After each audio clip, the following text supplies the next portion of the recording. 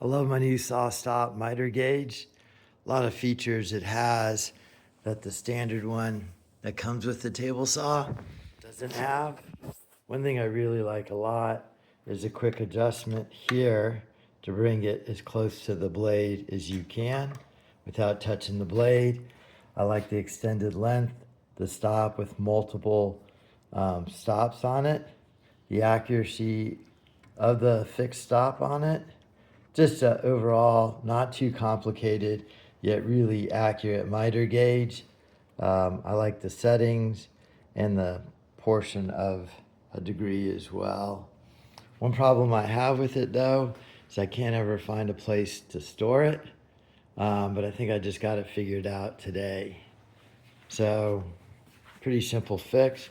This is the back of the table saw. Here's my Magswitch roller board. I actually love these mag switches. So I use this on the table saw pretty rarely, but on occasion. All I did was I just drilled a couple holes in it and connected those holes, mounted it on the back here. And with it mounted on the back right here, I still have access to access panels and stuff because it's all magnetic. It doesn't actually get in the way. It's set back enough because it's inside the vac hose. And then the screwdriver for adjustment is right in there as well.